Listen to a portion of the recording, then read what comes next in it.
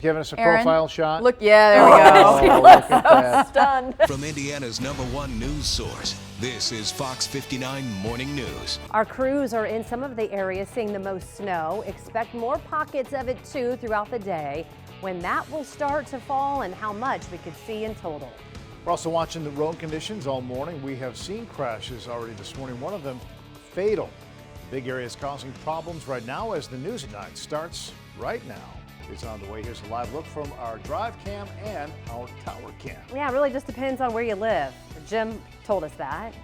Fair amount for some people and others really didn't get much at all. Yeah, so here we are at 9 o'clock. We got through the morning rush hour. Now it's time to find out what lies ahead. This morning, Central Indiana getting hit, and it did with the second round. And again, we want to tell you more about that deadly crash in Bartholomew County. It claimed the life of one person this morning. It happened at US 31 and County Road 120 South. That part of the road was then closed for quite a long time. It's now back open. Check out some of these photos too and some video for you. A jackknife semi in Boone County. Police warned drivers that the roads were slick at the time.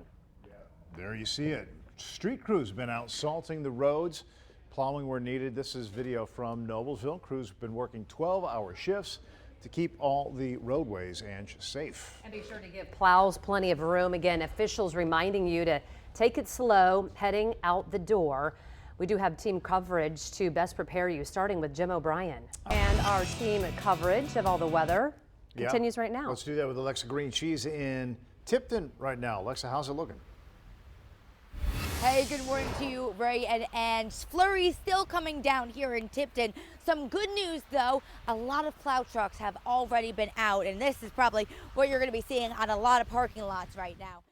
Still unsolved 3 years later on this day in 2017. Abby Williams and Liberty German went hiking on the Delphi Historic Trails and did not come back. Why Libby? Why Abby? That was the question law enforcement asked then and now. Searchers found the young girl's bodies about a half-mile from the Monon Bridge on Valentine's Day in 2017. In July then, Indiana State Police released the first sketch of the suspect in the murder case. 2 years later, they released a totally different sketch, now considered to be the primary sketch of the person responsible. And as of today, there have been no additional suspect information details released. Investigators maintain this is not a cold case. State police say they are still getting tips. They have taken more than 40,000 in total, an average of about one per day now. If you've got information, the tip that can crack the case, you can call or email your tip using the information there on your screen. It is also at our website, fox59.com. As we switch gears now, this Valentine's Day, you can shower your loved one with all kinds of romantic gifts. If you plan on buying something, you're going to want to do it like today. We're going to get your wheels turning when it comes to some ideas, and you could have a chance to win a prize worth $450. That is nice, and we're keeping an eye on what's going on outside, the problem areas we're seeing on the roads this morning. Thanks a lot, Ray. Yeah, I'm looking at our wind chills as well. 23 here in downtown. Wind chills getting much colder than that throughout the afternoon and evening. How cold will it get late tonight? And what about snow chances throughout the rest of the day? We'll have more on that in just a couple minutes. Indiana's #1 news source. This is Fox 59 Morning News.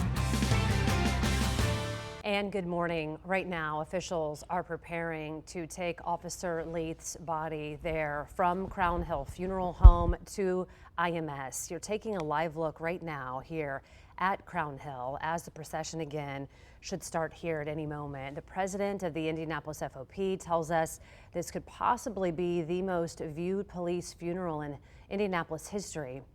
Due to COVID-19 restrictions, it is, again, not open to the public, but we know that many of you are wanting to pay your respects. And as we can see here, people are beginning to walk out. We're going to bring the services to you, and we're going to have live team coverage as well all morning. And Ray, I know this is so difficult for so many today, and we think about her family and her young son. This will be a moment for all of Indianapolis and even the state to honor this young officer's legacy as we see the American flag draped coffin of this esteemed officer being led onto the hearse as it makes its way from Crown Hill Cemetery to the Indianapolis Motor Speedway. This is a moment we are all sharing together. We will go through this together throughout the city of Indianapolis as her funeral will begin at 11 o'clock this morning. Yeah, I'd like to just maybe sit and pause on this just for a moment. But again, because of COVID-19 and all of the social distancing, you can see all the safety precautions that everyone is taking today. Let's just listen and kind of just watch here for a few seconds.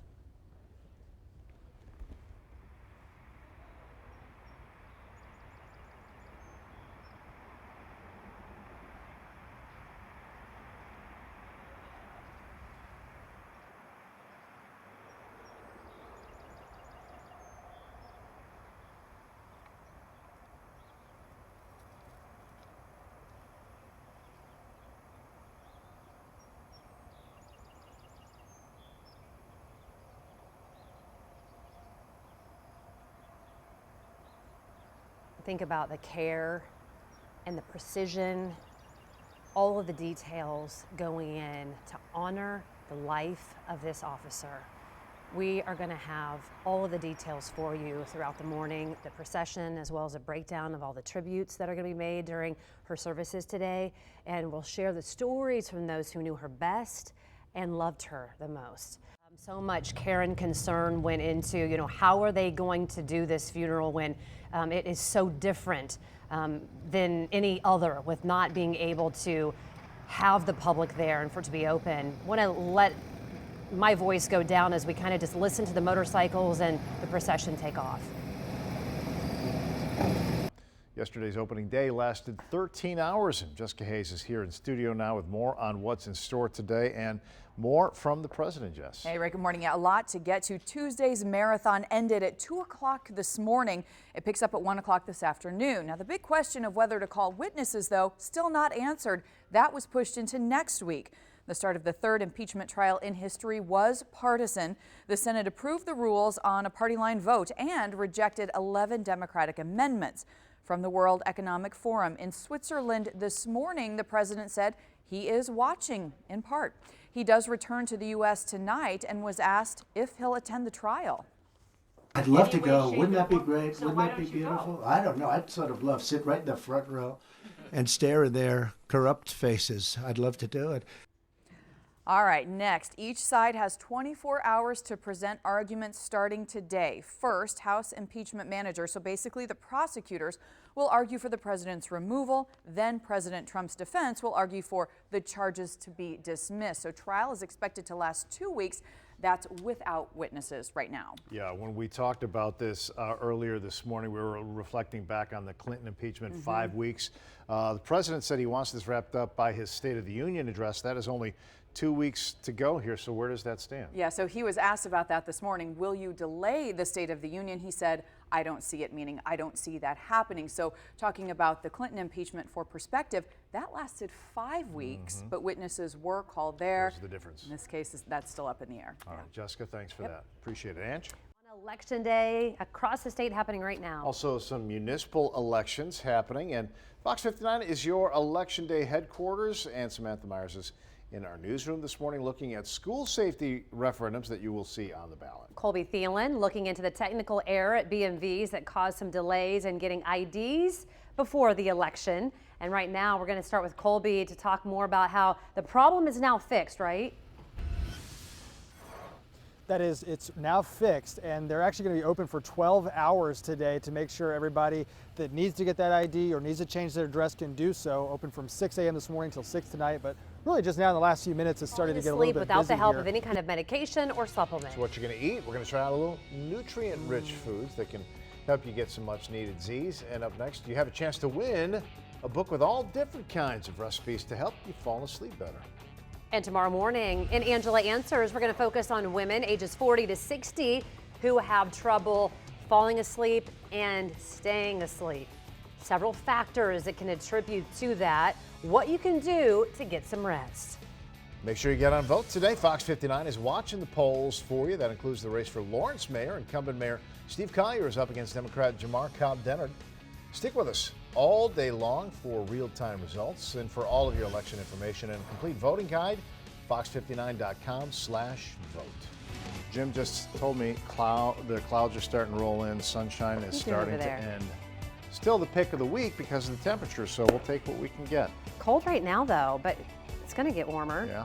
This is the new Army Combat Fitness Test that we're going to get a little demonstration of. We got some recruits behind us. This is Sergeant Garrett. Good morning, Sergeant. Good morning, sir. All right, you guys get busy. Let's do this. All right, talk about this new combat fitness test and what it means, what it's all about. Yes, sir. So basically, we start off with the deadlift. The deadlift is designed to help us with explosiveness and also to replicate on the battlefield if we had to pick up litters or anything like that, maybe heavy equipment from the grounds, things like that. So this is one way that we can start training in order to replicate these once we're in battlefield. Okay, and some push-ups still part of it. Yeah, push-ups are still a part of it. So to make sure you keep your back straight and use your legs.